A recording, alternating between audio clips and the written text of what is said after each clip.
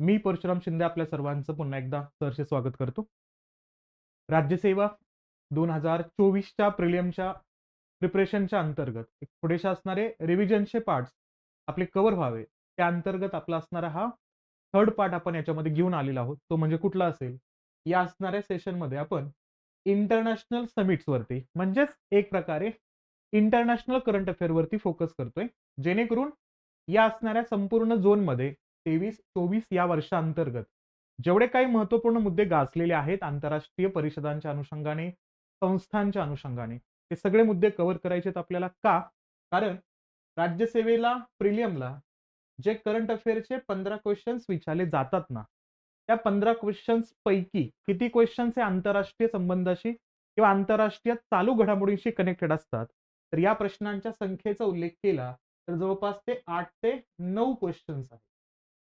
8 ते 9 क्वेश्चन्स असतील तर सर्वाधिक जास्त वेटेज या आंतरराष्ट्रीय पातळीवरच्याच असणाऱ्या घटनांवरती असतात. म्हणून मी जास्तीत जास्त मुद्दे या आंतरराष्ट्रीय घटनांच्या संदर्भामध्ये सांगण्याचा प्रयत्न करतोय. तर आता आपण स्टार्ट करूया. तो म्हणजे इंटरनॅशनल समिट्स असतील एकाच असणाऱ्या रिव्हिजनच्या माध्यमातून, या व्हिडिओच्या माध्यमातून तुमचा सगळा पाठ कव्हर व्हावा अशी अपेक्षा याच्यातून आहे आणि ज्याचा तुमच्या रिव्हिजनमध्ये फायदा होईल अशा अपेक्षा आपण करूया. आणि या सेशनसाठी मी जो कंटेंट घेतलेला आहे तो कुठून घेतलेला आहे? तर आपला जो काही मोस्ट ऑफ द कंटेंट आहे तो PIB मधून घेतला मी, प्रेस इन्फॉर्मेशन ब्युरोच्या असणाऱ्या वेबसाईटमधनं. काही कंटेंट मी आपल्या ऑल इंडिया रेडिओच्या माध्यमातून घेतलाय. काही कंटेंट मी विजन PT 365 च्या माध्यमातून घेतलेला आहे, कंपाईल केलेला आहे त्यांनी. काही असणारा जो कंटेंट आहे का, मी वेगवेगळ्या आंतरराष्ट्रीय न्यूज एजन्सी आहेत ना, त्यांच्याकडनं डाटा कलेक्ट केलाय, जेणेकरून त्यांचा ऑथेंटिकेट डाटा मला स्वीकारता येईल आणि आयोग ज्या पद्धतीने विधान करतो ते ऑथेंटिकेट डाटा तुमच्यापर्यंत पोहोचवण्याचं काम करेल. याच अनुषंगाने हे रेफरन्सेस या ठिकाणी वापरतो मी. या लेक्चरची PDF हवी असेल, सोबतच डेली अपडेट्स पाहिजे असतील, तर तुम्ही आपलं टेलिग्राम चॅनल जॉइन करू शकता. याची लिंक आहे the Abhyudaya academy by Parshuram sir या असणाऱ्या टेलिग्राम चॅनलपर्यंत पोहोचू शकता. आपलं ऍप्लिकेशन सुद्धा आहे. ऍप्लिकेशन मी तुम्हाला लिंकमध्ये देऊन टाकेन. ते तुम्हाला Google प्लॅटफॉर्म सोडून इतर कुठल्याही प्लॅटफॉर्मवरती तुम्ही जावा. तुम्हाला ते डाउनलोड करता येईल आणि त्या ऍप्लिकेशनच्या माध्यमातून ऑप्शनल सारखा असणारा subject political science, international relation सारखा असणारा सब्जेक्ट तुमचा 2025च्या दृष्टिकोनातून त्याची असणारी तयारी करता येईल. कंप्लीट बॅच तिथे अवेलेबल आहे. तुम्ही ती जॉइन करू शकता. आणि हा माझा कॉन्टॅक्ट नंबर आहे. तुम्हाला कोणत्या अडचणी असतील, क्वेरीज असतील, तर तुम्ही त्या क्वेरीज मला या नंबरवरती विचारू शकता. ठीक आहे? मग या असणाऱ्या स्पेसिफिक सेशनमध्ये आपण कोणत्या मुद्द्याला जास्त बोलणार आहोत? तर आपण या ठिकाणी बोलणार आहोत इंटरनॅशनल किंवा मल्टीलॅटरल ऑर्गनायझेशन्स आहेत का? त्यांच्यावरती आपण बोलताना या ठिकाणी पाहणार आहोत. ठीक आहे? Yes Ganesh. Good evening, good evening. ठीक आहे? मग यामध्ये सगळ्यात पहिला मुद्दा कुठला? जिथं भारतानं होस्ट केलेला आहे, या असणाऱ्या G20ला. त्या G20 वरती एक सेपरेट सेशन मी घेतलेलं आहे ऑलरेडी आपल्याच या चॅनलवरती तुम्ही ते पाहू शकता. ते मुद्दे मी परत रिपीट नाही करत, पण यामध्ये नेमकं कोणत्या इनिशिएटिव्हला जास्त लक्ष देणं गरजेचं आहे आणि जेणेकरून भारताचा असणारा जो काही मूळ मुद्दा आहे, जो जगाला रिप्रेझेंट करायचा आहे, तो काय होता? भारताच्या या G20च्या 18व्या क्रमांकाच्या समिटमधनं जगभरामध्ये कोणते न्यूज स्प्रेड झाले, त्याचा असणारा संदर्भ आपण याच्यामध्ये हायलाइट करून बघणार आहोत. आणि या G20 बद्दल जेव्हा बघतो आपण, तेव्हा या 20 देशांच्या असणाऱ्या ग्रुपमध्ये एक नवीन मेंबर ऍड होणार आहे. त्याच्यामुळं 21 मेंबर याच्यामध्ये होताना दिसतील आणि ते 21वा जो आहे ना, तो अतिशय महत्वाचा आहे. कदाचित त्याच्यावरतीच क्वेश्चन विचारला जाईल. तो म्हणजेच कुठला? तर तो आहे आफ्रिकन युनियन. मग त्या आफ्रिकन युनियन बद्दल पण आपण चर्चा करणार आहोत. आफ्रिका का महत्वाचा आहे आणि मागच्या 2-3 वर्षापासून UPSC पासून MPSC पर्यंत आफ्रिकन झोन मधल्या देशांसोबत भारताचा कोलॅबोरेशन कसं आहे, त्याच्यावरती क्वेश्चन्स का विचारले जातात, त्याही मुद्द्याकडे आपण बघण्याचा प्रयत्न करूया. लक्षात घ्यायचं, या G20 मध्ये कोणकोणते ऑलरेडी ग्रुप समाविष्ट होतात? तर G7चा, ज्याला आपण जगातला सगळ्यात समृद्ध असणाऱ्या ग्रुपच्या नावानं ओळखतो, तो ग्रुप ऑफ 7चा उल्लेख. याच्यामध्ये Canada, France, Germany, Italy, Japan, UK आणि USA यांचा उल्लेख आपण याच्यामध्ये पाहतो. सोबत संदर्भ येतो, तो म्हणजे कोणाचा? जो 1998-99च्या कालखंडामध्ये ऍड झाला होता, रशिया या G7 मध्ये, म्हणून तो G8 झाला होता. पण 2012ला एक अतिशय वेगळा निर्णय घेतला रशियानं, तो म्हणजे कुठला? तर आता युक्रेन आहे ना, युक्रेनच्या युद्धाचा संदर्भ आपण बघतो, त्याच्याच खालचा असणारा क्रिमिया तो अनॅक्स केला होता. त्यामुळे 2014च्या कालखंडामध्ये रशियाला या ग्रुपमधनं बाहेर पडला. म्हणून तो G8चं नाव याच्यामध्ये ऑलरेडी घेतलं आपण. बाकीच्या राहिलेल्या देशांचा उल्लेख केला तर याच्यामध्ये येतो Argentina, Australia, Brazil, China, European union आहे, इंडिया आहे, Saudi Arabia, Mexico, Indonesia, south Africa, south Korea आणि टर्कीचा उल्लेख याच्यामध्ये करतोय. आणि आता सध्या कितव्या क्रमांकाच्या असणाऱ्या G20चा उल्लेख करतो आपण? 18व्या क्रमांकाचा.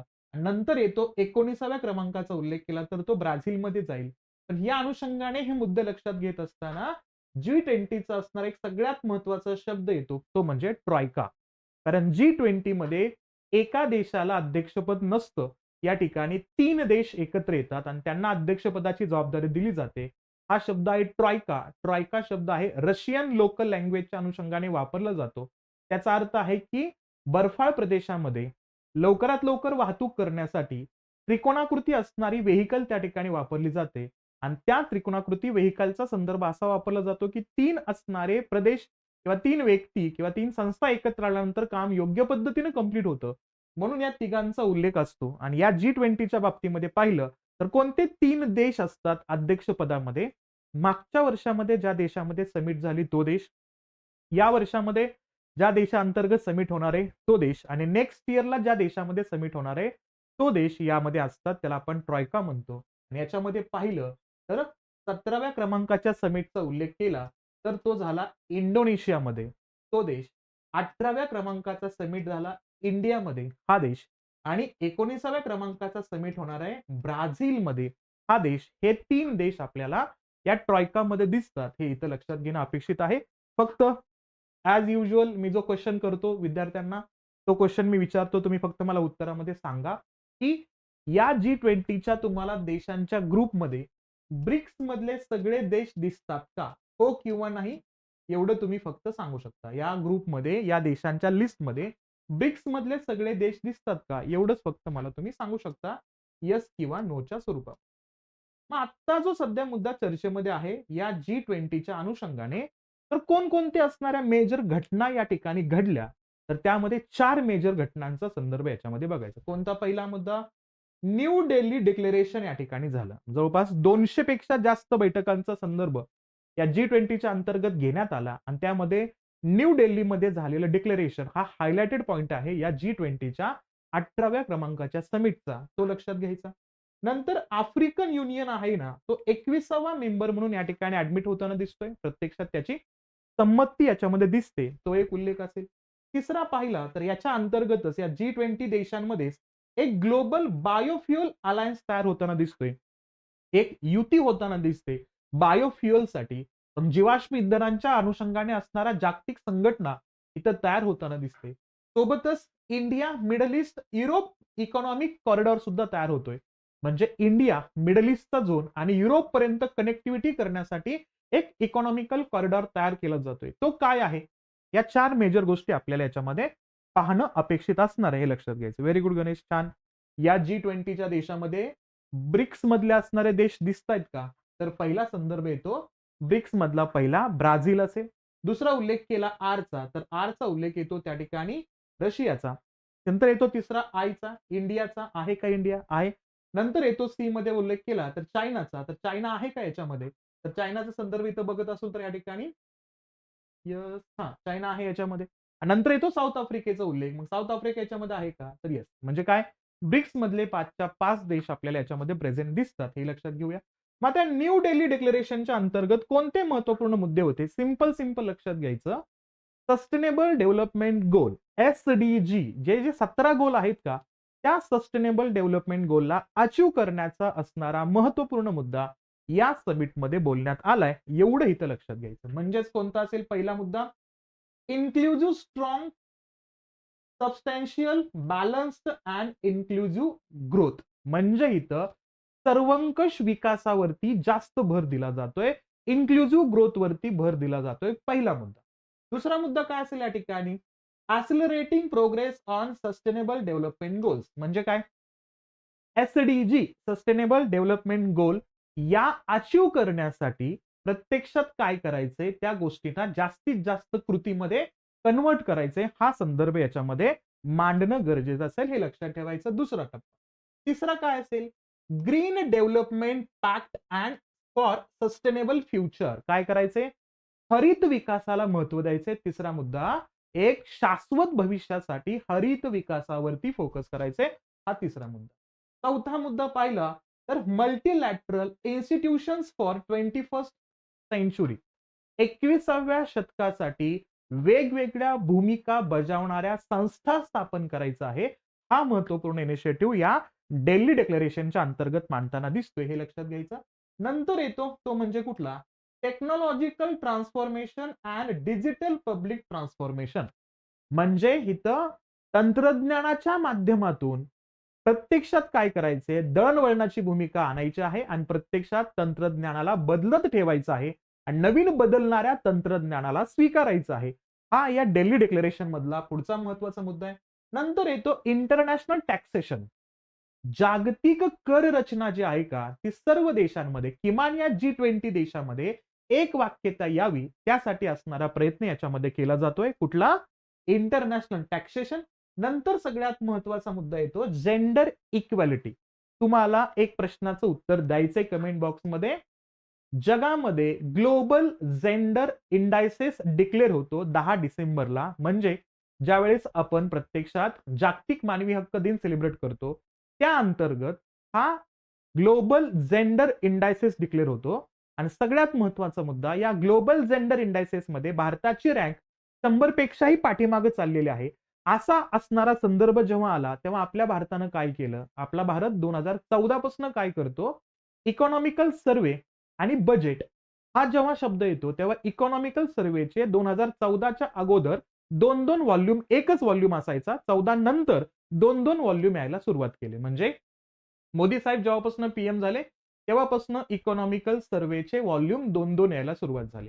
तुम्हाला फक्त एवढंच सांगायचंय की ज्या असणाऱ्या टप्प्यामध्ये आपला ग्लोबल जेंडर इंडायसेस मध्ये रँक 100 क्रॉस झाली, तेव्हा आपण जगाला सांगायचं होतं की आम्ही महिलांसाठी महत्वपूर्ण काम करतोय.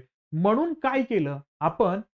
वुमन एम्पॉवरमेंटसाठी काम करतोय हे दाखवण्यासाठी आपल्या असणाऱ्या इकॉनॉमिकल सर्व्हेचा कलर पिंक केला.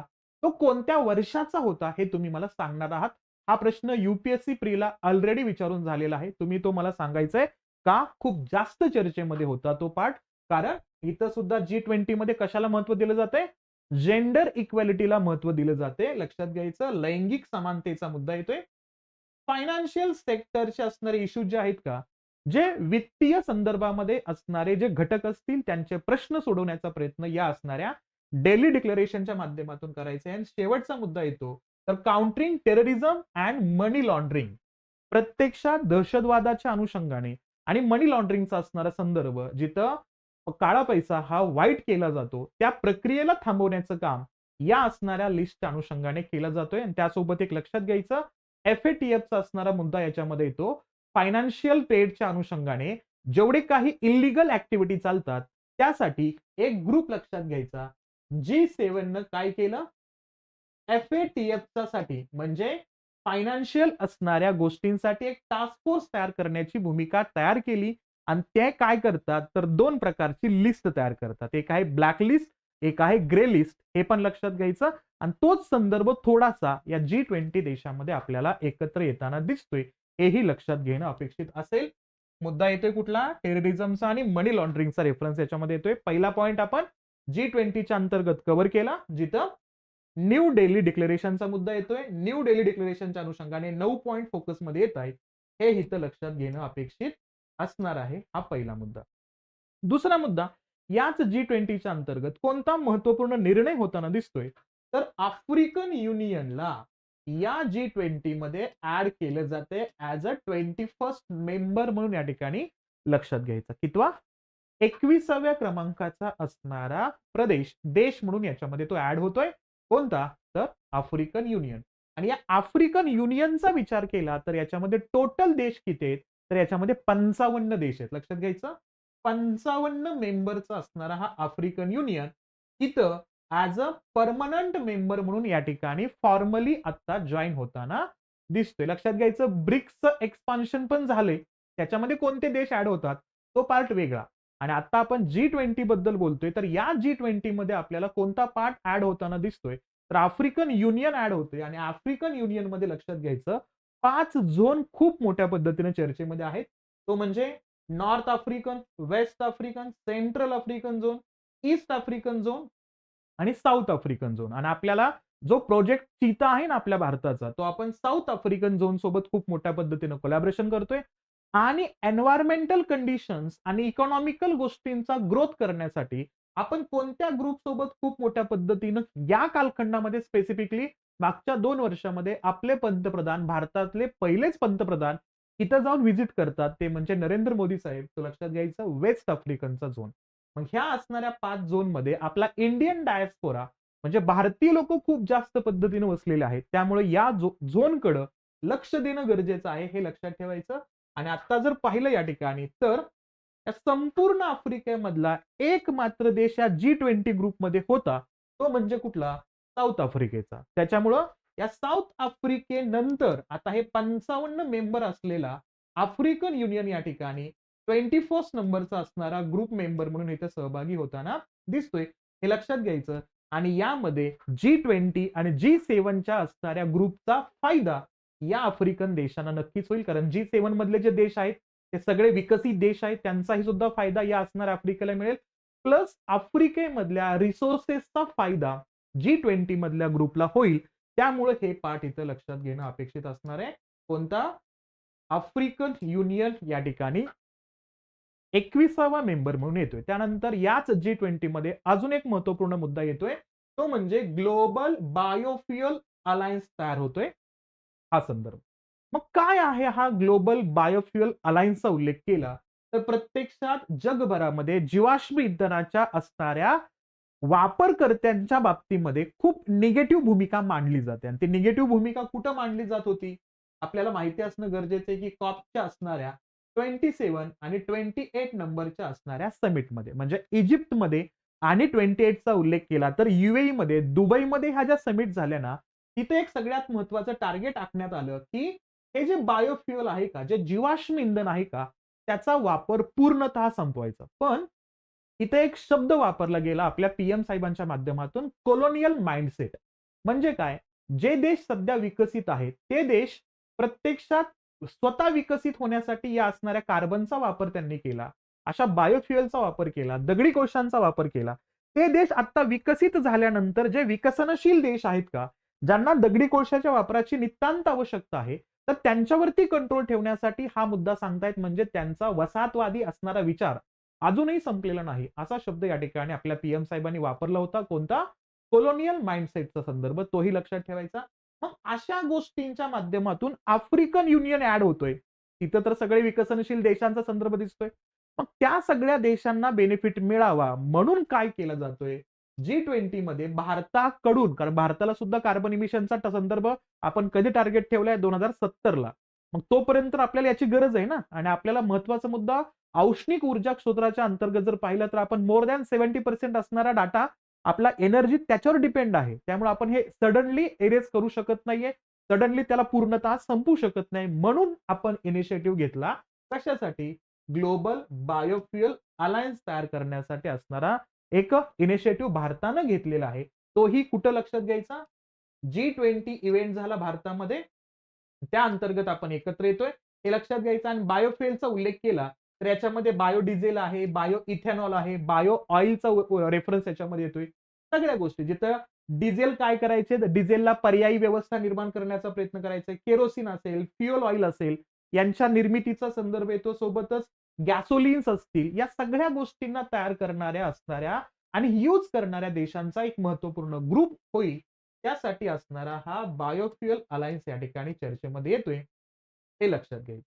त्यानंतर खूप चर्चेमध्ये खूप जास्त गाजलेला मुद्दा तो लक्षात घ्यायचा, तो कुठला? IMEC म्हणजे India middle east Europe economic corridor. लक्षात घ्यायचं, संदर्भ येते कुठला? तर या असणाऱ्या एरियाचा. आणि याला मिडल ईस्ट कोण म्हणतो? युरोपियन देश म्हणतात आणि अमेरिकन देश म्हणतात. त्यामुळे लक्षात काय घ्यायचं? या असणाऱ्या गल्फ कंट्रीजला कनेक्ट करून युरोप पर्यंत आपल्याला जायचं आहे. आणि युरोप पासून आपल्या भारतापर्यंतची कनेक्टिव्हिटी आपल्याला करायची आहे. त्यासाठी आपण एक इकॉनॉमिक कॉरिडॉर तयार करतोय. जसं तुम्ही सर्वांनी ऐकलं असेल सीपेकचं नाव. कोणतं? China Pakistan economical corridor. सध्या खूप मोठ्या पद्धतीनं पाकिस्तान गाजतोय ना. का? पाकिस्ताननं इराण सोबत एक महत्वपूर्ण असणारा नॅचरल गॅससाठीचा असणारा पाईपलाईन विकसित करण्यासाठी अग्रीमेंट केला होता. पण तो आता अग्रीमेंट इराणनं कंप्लीट केलाय, तर पाकिस्तान कंप्लीट करायची गरज आहे. तर हे करत नाही असं म्हणतोय पाकिस्तान. का? इराणनं काय केलेलं आहे, तर इराणनं महत्वपूर्ण संदर्भ शस्त्रास्त्रांचं असणारं उल्लंघन करून इस्रायलवरती आक्रमण केलं आणि इस्रायलला पाठिंबा देतोय अमेरिका आणि अमेरिकेच्या असणार वर्चस्व पाकिस्तानवरती. म्हणून पाकिस्तानला नाईलाजास्तव तो काय करावं लागतंय, दोन असणाऱ्या कोंडीमध्ये अडकलाय तो. म्हणजे त्याला खुल्या पद्धतीनं त्या ठिकाणी पूर्णतः इराण सोबत जाता पण येत नाही आणि पूर्णतः विरोध सुद्धा करता येत नाही. का? कारण इराणनं त्यांच्यावरती असणारा केस टाकलाय. जर तुम्ही प्रत्यक्षात या गॅसचं असणाऱ्या पाईपचं कन्स्ट्रक्शन नाही केलं, तर तुम्हाला काय करावं लागेल, मोर दॅन 10 बिलियन अमेरिकन डॉलरचा असणारा खटला चालवला जातोय त्यांच्यावरती. ही सगळ्यात मोठी समस्या पाकिस्तान फेस करतोय आणि पाकिस्तानमध्ये एवढी एकच समस्या नाहीये, त्यासोबत भयंकर समस्या आहे. त्या देशामध्ये इकॉनॉमिकल क्रायसिस खूप वाढत आहेत. हा मुद्दा आहे. तिथं पाकिस्तान सोबत चायना तर कंटिन्युअसली वादामध्ये असतोय. मग चायना पाकिस्तान इकॉनॉमिक कॉरिडॉर जो 2013च्या असणाऱ्या बेल्ट अँड रोड इनिशिएटिव्हचा एक भाग आहे, त्याच्या थ्रू पाकिस्तानचा असणारा जो काही ग्वादर पोर्ट आहे का, हा ग्वादर पोर्ट चायनाच्या कंट्रोलमध्ये जाताना बघतो आपण. पण असं कंट्रोल आपल्याला आणायचं नाही. आपल्याला त्या त्या देशांसोबत चांगल्या पद्धतीचं फ्रेंडली नेचर बिल्ड करायचंय. त्यासाठी आपण हा इकॉनॉमिक कॉरिडॉर आणतोय. कोणकोणता एरिया कनेक्ट करतोय आपण? युरोप कनेक्ट करतोय, मिडल ईस्टचा एरिया कनेक्ट करतोय आणि आपला असणारा इंडियापर्यंत येतोय. यासाठी काय काय आपण मान्य करतोय, तर लक्षात घ्यायचं, या असणाऱ्या गोष्टीमध्ये आपण मल्टीनॅशनल रेल आणि शिपिंग प्रोजेक्ट याच्यामध्ये आणतोय. म्हणजे रेल्वेनं आणि प्लस शिपिंगच्या झोननं म्हणजे वॉटरवेनं आपण हा एरिया कनेक्ट करतोय. लक्षात ठेवायचं. म्हणजे तो ग्रीस असेल, सोबतच इस्रायलचा पार्ट असेल, सौदी अरेबिया असेल, युएई असेल, तिथून आपल्याला आपल्या गुजरातच्या मुंद्रा पोर्ट पर्यंत आणि मुंबई पोर्ट पर्यंत आपल्याला आणायचं आहे. तो कॉरिडॉरची रचना आपण कोणत्या असणाऱ्या झोनमध्ये आणतोय? G20च्या असणाऱ्या या इनिशिएटिव्ह मध्ये आपण महत्वपूर्ण निर्णय घेताना बघतोय. हे लक्षात घ्यायचं. मग कोणकोणते असणारे प्रदेश ऍड होत आहेत त्याच्यामध्ये? इंडिया, सौदी अरेबिया, युएई असेल, युनायटेड अरब एमिराइट्स असेल, जॉर्डन आहे, इस्रायल आहे आणि युरोपियन युनियन याच्यामध्ये येत आहे. तर हा असणारा सगळ्यात महत्वाचा ट्रेड या ठिकाणी करण्याचा प्रयत्न होता. बरं, आता एवढा एकच आहे का सध्या चर्चेमध्ये असणारा? आपण युरोपमधून मिडल ईस्ट मधून कनेक्ट करून भारतापर्यंत आणतोय? नाही. याच्या अगोदर अजून एक निर्णय घेतला होता भारतानं आणि तो निर्णय कधीचा आहे, तर तो निर्णय आहे इसवी सन 2000 मधला. इसवी सन 2000 मध्ये भारताने एक अतिशय महत्वाचा कॉरिडॉर तयार करण्यासाठी इनिशिएटिव्ह घेतला होता आणि त्याचं नाव काय आहे, तर त्याचं नाव आहे international north south transport corridor. लक्षात घ्यायचं. काय असेल? नॉर्थ झोन पर्यंत, नॉर्थ आणि साऊथ या दोघांना कनेक्ट करणारा असणारा कॉरिडॉर तयार केला होता इसवी सन 2000 मध्ये. आणि हा इनिशिएटिव्ह कुणी घेतला होता? हा इनिशिएटिव्ह घेतला होता 3 देशांच्या असणाऱ्या माध्यमातून. 3 देश आहेत, इराण, रशिया आणि या ठिकाणी इंडिया. आणि त्याच असणाऱ्या देशांमध्ये आता नवीन देश जोडले जात आहेत. किती नवीन देश जोडले जात आहेत? 11 नवीन देश जोडले जात आहेत. म्हणजे हा जो आता सध्याला युरोप, मिडल ईस्ट आणि आपला इंडियाचा उल्लेख येतोय ना, त्याच्यासोबत आपण ऑलरेडी दुसरा प्रयत्न पण केलाय ही कनेक्टिव्हिटी करण्यासाठी. आणि त्याच्यामध्ये कोणकोणत्या देशांचा उल्लेख याच्यामध्ये येतोय, या असणाऱ्या 11 देशांच्या अंतर्गत पाहिला तर याच्यामध्ये आर्मेनिया आहे, अझरबैजान आहे, सोबत बेलारूस आहे, बुल्गेरिया आहे, कझाकिस्तान आहे, किर्गिझिस्तान आहे, ओमान आहे, सिरिया आहे, ताजिकिस्तान आहे, तुर्की आहे आणि युक्रेन आहे. असे देश कनेक्ट करतोय. म्हणजे ऑलरेडी आपला अगोदरचा भाग होता 2000 मधला, इसवी सन 2000 मधला, या रशियाच्या असणाऱ्या सेंट पीटर्सबर्ग पासून मग तो मॉस्को असेल, मग सोबतच त्या ठिकाणी अस्त्रखान असेल, अझरबैजान असेल, इराण असेल, मग तिथून आपण येतो कुठं, या असणाऱ्या मुंबईपर्यंत. आता हे नवीन असणारे 11 देश ऍड होत आहेत. त्या गल्फ मधून, सोबतच रेड सी मधून, मेडिटेरियन सी मधून, हा नॉर्थ सीचा मुद्दा कनेक्ट करतोय, बाल्टिक सी कनेक्ट करतोय आणि असा असणारा एक लिंक आपण आता कनेक्ट करताना बघतोय. म्हणजे काय लक्षात घ्यायचंय तुम्हाला? तुम्हाला फक्त एवढंच नाही लक्षात घ्यायचं आता काय चाललंय, कोणकोणते मुद्दे या ठिकाणी येतात, जे आता बघतोय आपण. हा असणारा इकॉनॉमिक कॉरिडॉर याच्यासोबत पण हे लक्षात घ्यायचं की आपण ऑलरेडी असे प्रयत्न केलेले होते, जो या नावानं दिसतायत. कोणतं नाव आहे? International north south transport corridor, म्हणजे याला आपण शॉर्टकट फॉर्म मध्ये म्हणतो INSTC. हेही लक्षात घ्यायचं. हे का महत्वाचे? तर आपल्याला चायनाला टफ फाईट द्यायचे, चायनाला ऑपोजिट आपल्याला भूमिका मांडायचे. म्हणजे चायनाचा कोणता? चायनानं हे आणलं होतं 2013ला बेल्ट अँड रोड इनिशिएटिव्ह, ज्याला म्हणतो one belt one road initiative. Height काय माहितीये का? चायनाच्या या one belt one road initiative मध्ये 147 देश ऍड आहेत. म्हणजे भारताला ओपनली चायनाला टफ फाईट देणं हे खूप डेंजर आहे, कारण एवढे देश त्यांच्या या ग्रुपमध्ये सहभागी आहेत. आणि तुम्ही बघा, एक सिल्क रोड आहे आणि एक बेल्ट अँड रोडचा असणारा उल्लेख आहे. चायना आपल्या भोवती एक माळ गुंफल्यासारखी आपल्याला दिसते पहा. चायनाची कनेक्टिव्हिटी एवढी स्ट्रॉंग आहे.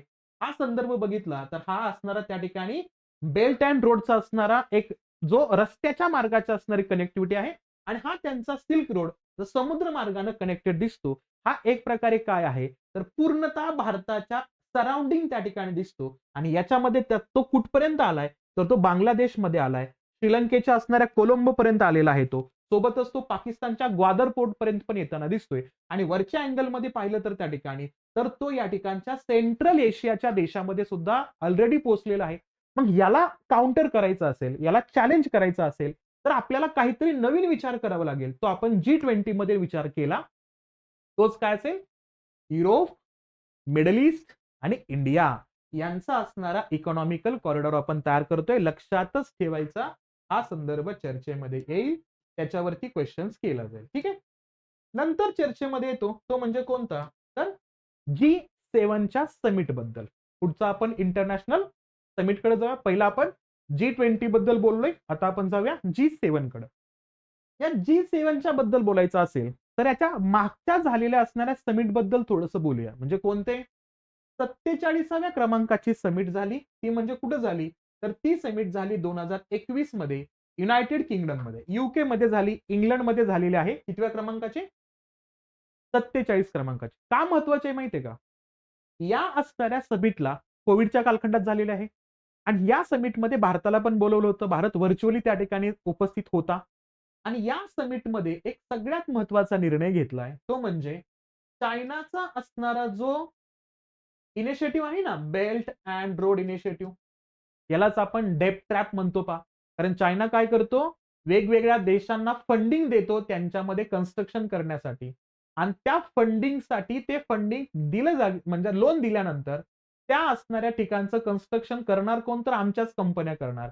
त्याच्यामुळे तिथला असणारा जो काही लोन आहे का त्या देशांचं वाढत जातं, आणि त्याचा फायनल रिझल्ट काय होतो तर त्या देशावरती इनडायरेक्टली चायनाचा कंट्रोल येऊन जातो. तर तो असणारा चायनाचा असणारा काय आहे तो बेल्ट अँड रोड इनिशिएटिव्ह. याला ऑपोजिट जाण्यासाठी या युके मध्ये 47व्या समिटमध्ये एक अतिशय महत्वाचा इनिशिएटिव्ह घेण्यात आला. लक्षात ठेवायचं, त्याला म्हणायचं ग्रीन रोड इनिशिएटिव्ह. हा GRI कधी लॉन्च झाला? 47व्या G7च्या समिटमध्ये 2021 ला. कुठं झाला? युके अंतर्गत झालेला आहे. त्यानंतर 48व्या क्रमांकाची समिट झाली कुठं? जर्मनीमध्ये. आणि या जर्मनीच्या समिटचा उल्लेख केला तर 2022 मध्ये झाला, 26 ते 28 जुलैच्या अंतर्गत. आणि त्यानंतर चर्चेमध्ये येतोय आपण, तो म्हणजे कुठला? तर आता रिसेंटली झालेली समिट कितव्या क्रमांकाची? 49व्या क्रमांकाची झालेली समिट. कुठं समिट झाली ती? ती समिट झाली या ठिकाणी जपान अंतर्गत. आणि जपानमध्ये कुठं झाली या ठिकाणी? तर हा असणारा हिरोशिमा या ठिकाणी आपल्याला ही समिट होताना दिसते 2023 ची. आणि या असणाऱ्या हिरोशिमा अंतर्गत काय करण्यात आलं तर यांनी एक सगळ्यात महत्वाचा असणारा इनिशिएटिव्ह घेतला. तो कोणता इनिशिएटिव्ह आहे तर तो लक्षात घ्यायचं. पहिला टार्गेट 2025 चे एक टार्गेट निर्धारित केले. तो काय असेल? उत्सर्जनामध्ये जागतिक शिखर गाठायचं आहे. म्हणजे कार्बन उत्सर्जन एक सगळ्यात कमी करण्याचा टार्गेट हे G7 चे देश घेत आहेत. जो टार्गेट पॅरिसच्या असणाऱ्या अग्रीमेंटमध्ये, जो पॅरिस अग्रीमेंट आपण बघतो 2015चा, त्याच्यामध्ये टार्गेट दिलं होतं 2030चं. पण हे G7 म्हणतात की टार्गेट 2030चं जरी असलं, आपण ऑलरेडी त्याच्या अगोदर 5 वर्ष कंप्लीट करू शकतो. म्हणजे त्यांनी टार्गेट ठेवलेलं आहे या G7च्या जपानच्या हिरोशिमा या ठिकाणी झालेल्या समिटमध्ये, तो म्हणजे काय तर 2025 मध्ये त्यांना हा उत्सर्जन कंप्लीट करायचंय. म्हणजे पॅरिस करारानुसार ते साध्य जरी होत नसलं तरी आपण साध्य करू, हा असणारा विश्वास G7 चे देश देताना दिसतात. आणि सोबतच यांचा मुद्दा काय, विकसनशील देश जे आहेत का, म्हणजे भारतासारखे देश, यांचं उत्सर्जन वाढत चाललेलं आहे. अशा कंडिशनमध्ये विकसित देश उत्सर्जनामध्ये घट करतायत आणि ती घट आवश्यक गतीनं सुद्धा नाही, ती खूप लवकरात लवकर कमी करणं अपेक्षित आहे, असा मुद्दा इथं मांडताना दिसतायत. आणि सोबतच ते काय म्हणतात त्या ठिकाणी, 2030 मध्ये उत्सर्जन 2010च्या पातळीपेक्षा 11% जास्त असेल जगाचं. पण आपण 2025 मध्येच हे कमी करूया, असा टार्गेट या ठिकाणी हे मांडतायत, हे लक्षात घ्यायचं. पुढचा मुद्दा काय, ते म्हणतात बायोफ्युएल जीवाश्म इंधनाचा वापर कमी करायचा आहे. बघा बरं का, समाप्तच करायचा म्हणतात G7 देश. जेवढे जीवाश्म इंधन आहेत का, ते काय करायचे, कधीपर्यंत समाप्त करायचे, ज्या जीवाश्म इंधनामुळं जागतिक तापमान वाढ जो आहे ना 1.5 डिग्री सेल्सिअस पेक्षा जास्त होतोय, असे सगळे जीवाश्म इंधन संपवायचे आहेत, त्यांचा वापर संपवायचा आहे. 2025 पर्यंत संपवण्याचं टार्गेट या असणाऱ्या जपानच्या हिरोशिमा या ठिकाणच्या समिटमध्ये होताना दिसत आहेत. सोबतच हे आपलं टार्गेट परत एकदा क्लिअर करतात, म्हणजे net zero carbon emission. Net zero carbon emission म्हणजे काय, जेवढं कार्बन तुम्ही इमिट करणार आहात, त्याचं असणारं उत्सर्जन करणार आहात, तेवढंच कार्बन तुम्हाला ऍब्सॉर्ब करणं गरजेचं आहे, शोषणं गरजेचं आहे. त्याला म्हणायचं नेट झिरो कार्बन इमिशन. आणि हे कंप्लीट करत असताना वेगवेगळ्या देशांनी टार्गेट ठेवले, कोणत्या इयर पर्यंत आम्ही टार्गेट ठेवू. त्यामध्ये जर बघितलं तर या G7 देशांनी आपलं टार्गेट ठेवलेलं आहे 2050 पर्यंत. लक्षात घ्यायचं, या असणाऱ्या उल्लेखाला COP27 मध्ये पण बोलले होते, COP26 मध्ये पण बोलले होते, COP28 मध्ये पण बोललेत आणि इथं सुद्धा बोलतायत. रिपीटेड मुद्दा आहे, त्याच्यामुळे लक्षात ठेवायचंच आपल्याला. G7 कंट्रीज म्हणतायत की नेट झिरो कार्बन इमिशन कधीपर्यंत कंप्लीट करणार आहेत, 2050 पर्यंत कंप्लीट करणार आहेत, हे सांगतायत. आणि याच्यामध्ये काय मुद्दा असेल तर जे काही जागतिक तापमान वाढ आहे का, ते 1.5 डिग्री सेल्सिअस पर्यंत आणायचं आपल्याला, हा मुद्दा आहे. चीननं जे टार्गेट आहे का, ते किती ठेवलेलं आहे, 2060चा उल्लेख याच्यामध्ये येतो. आणि भारतानं टार्गेट ठेवलेलं आहे 2070चं. आणि अमेरिकेचं टार्गेट होतं 2050चं. त्याच अमेरिकेनं या संपूर्ण G7 देशांना सांगितलं की आपण सगळे मिळून किती टार्गेट ठेवूया, 2050चं टार्गेट ठेवूया, असा उल्लेख याच्यामध्ये मांडला जातोय. आणि याच G7च्या समिटमध्ये याच हिरोशिमा अंतर्गत एक अजून महत्वाचा इनिशिएटिव्ह घेण्यात आला, त्याला म्हणायचं हिरोशिमा AI प्रोसेस.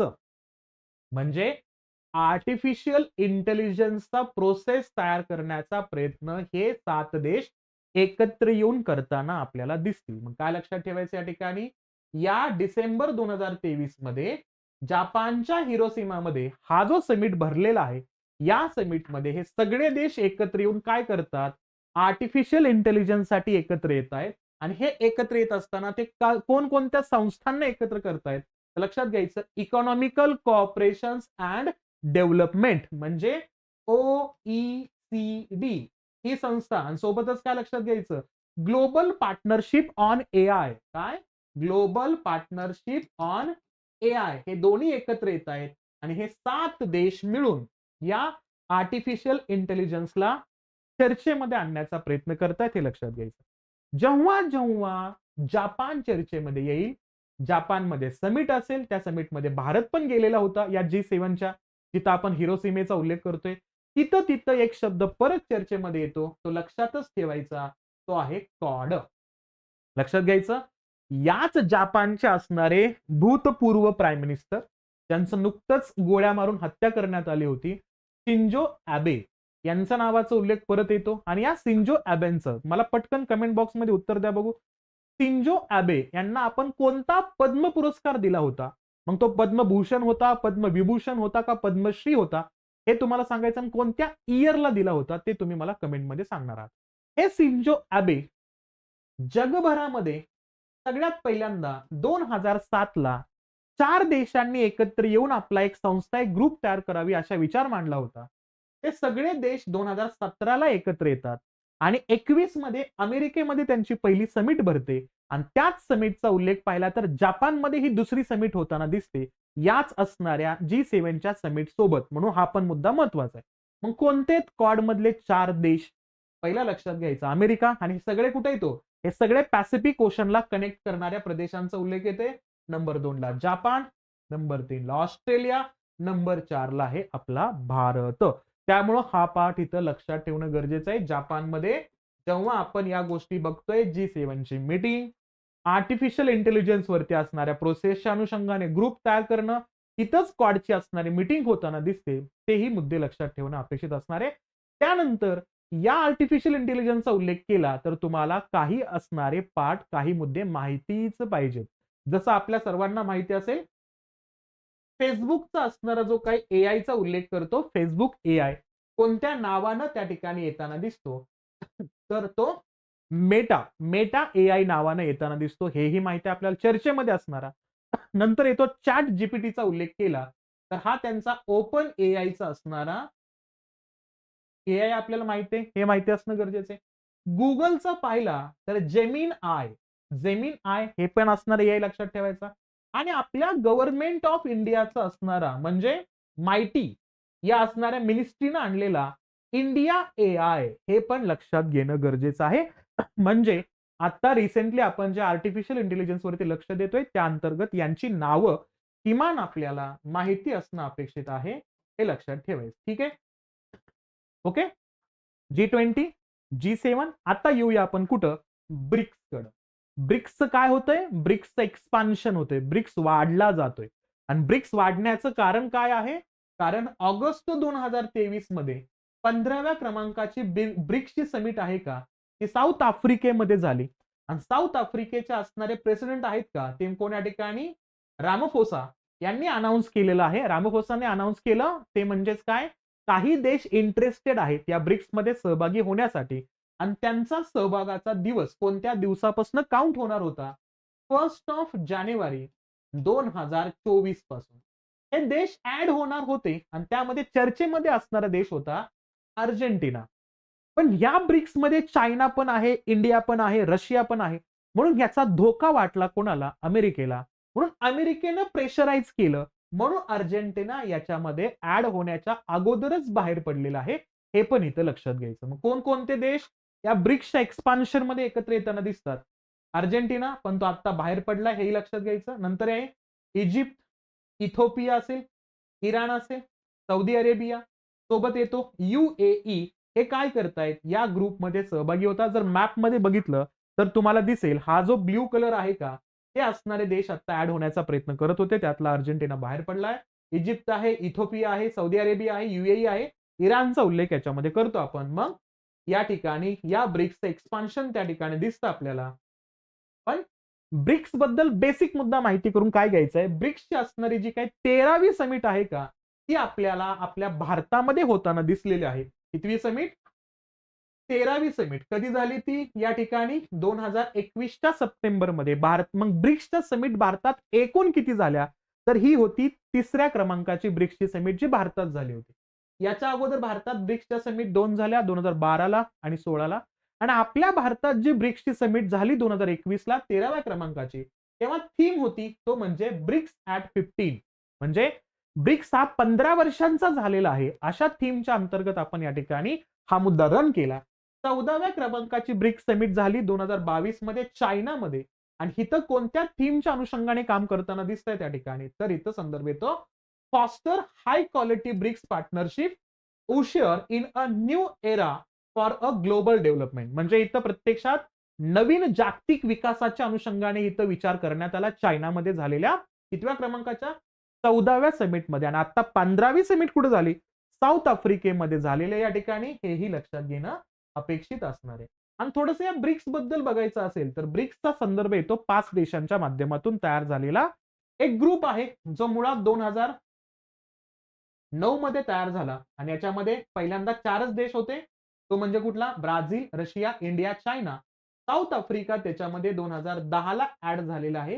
हेही हिथं याच्यासोबतच लक्षात ठेवणं अपेक्षित असेल. आणि ब्रिक्सचा थोडासा एस्टिमेट केला ना, तर ब्रिक्सचे असणारे जे 5 देश आहेत का, ते जगाचा किती भाग त्या ठिकाणी ऍड करतात स्वतःमध्ये, तर याचा उल्लेख केला तर जगाच्या एकूण असणाऱ्या लोकसंख्येच्या बाबतीमध्ये पाहिलं तर जगाच्या एकूण लोकसंख्येच्या 41.53% लोकसंख्या या ब्रिक्समध्ये आहे. आणि थोडंसं लँड एरिया बद्दल, पृथ्वीचा एकूण लँड एरिया ते किती अक्वायर करतात, तर 26.65% असणारी जमीन सुद्धा हे 5 देश या ठिकाणी एक्वायर करतात. हे लक्षात घेणं गरजेचं आहे. कारण टोटल लोकसंख्येचा उल्लेख केला तर 3.21 बिलियन लोकसंख्या आपल्याला माहितच आहे. जगातले 2 सर्वाधिक जास्त लोकसंख्या असणारे देश जर या ग्रुपमध्ये असतील तर साहजिक आहे या अनुषंगाने यांचा संदर्भ तर चर्चेमध्ये असेलच. तो मुद्दा लक्षात घेणं अपेक्षित असणार आहे. ठीक आहे. त्यानंतर चर्चेमध्ये आहे कुठला NATO+5 लक्षातच घ्यायचं. डायरेक्टली क्वेश्चन केला जाईल NATO+5 च्या संदर्भामध्ये म्हणजे नॉर्थ अटलांटिक ट्रिटी ऑर्गनायझेशन. याच्यामध्ये 5 देश जोडले जात आहेत म्हणजे नाटोचा भाग होत नाहीयेत ते पण त्यांच्या सोबत कोलॅबोरेशन करतायत. कारण नाटो मध्ये ऑलरेडी किती देश झालेले तर 32 देश झालेले आहेत. फिनलँड आणि स्वीडन हे नंतर ऍड झालेले 31-32 क्रमांकाच्या असणाऱ्या देशांच्या नावांचा उल्लेख याच्यामध्ये करतो. आणि आता +5 म्हणजे कोण असतील तर ती नावं लक्षात ठेवा. Australia, New Zealand, Japan, Israel, south Korea. कोणते लक्षात घ्यायचं?